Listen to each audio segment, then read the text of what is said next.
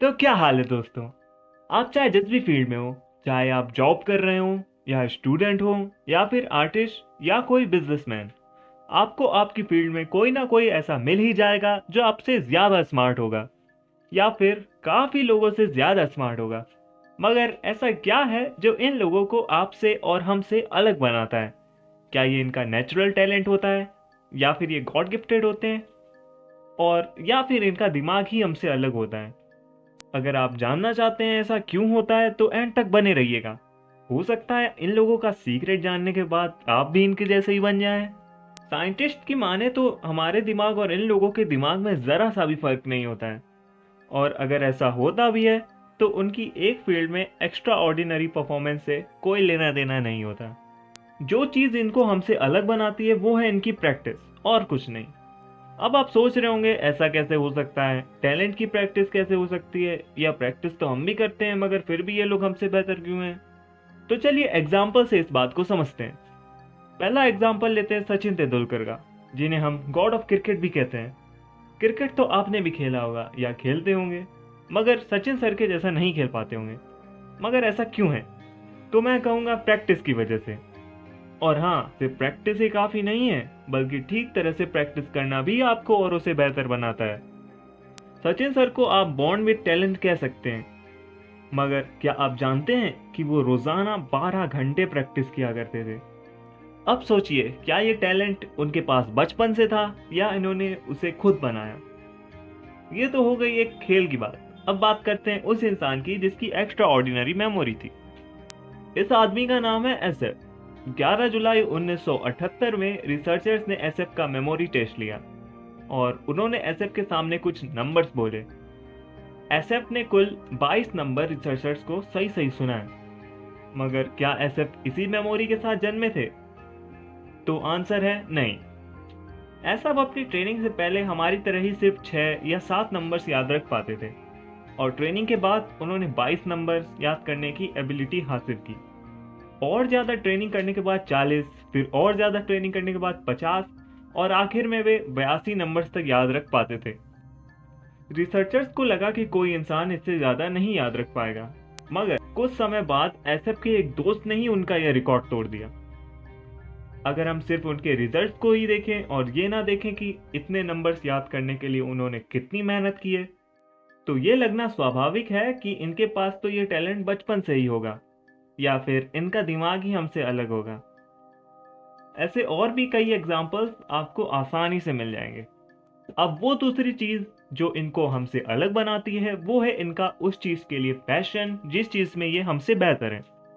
Passion इसलिए ज़रूरी है क्योंकि बिना पैशन के इतनी ट्रेनिंग और प्रैक्टिस करना बहुत मुश्किल होता है, और ख़ासकर तब जब आपको रिजल्ट्स तुरंत नहीं मिलते। यहाँ तक कि इनका पैशन इन चीज़ों के लिए इतना ज़्यादा होता है कि ये अपने आप को उस फील्ड में बेहतर बनाने के लिए हर हद तक जाने के लिए तैयार हो जाते हैं। अब जानते हैं प्रैक्टिस के पीछे की साइंस। आखिर प्रैक्टिस हमारे दिमाग पर ऐसा क्या करती है जो हम उस चीज़ में बेहतर होने लग जाते हैं?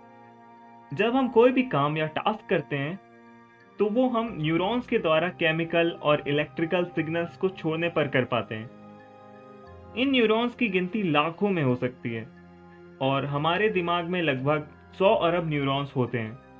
यानी ये लाखों न्यूरॉन सिर्फ एक टास्क करने के लिए रिलीज होते हैं, और अलग अलग टास्क के लिए अलग तरह के न्यूरॉन्स रिलीज होते हैं। तो जब हम किसी टास्क की प्रैक्टिस करते हैं तो एक मोटा सफ़ेद सब्सटेंस जिसे माइलिन कहते हैं, उसकी परत उस टास्क के न्यूरॉन के चारों ओर बनने लगती है। और जितनी ज़्यादा हम ठीक तरह से प्रैक्टिस करेंगे उतनी ज़्यादा ये परत मोटी होती जाएगी।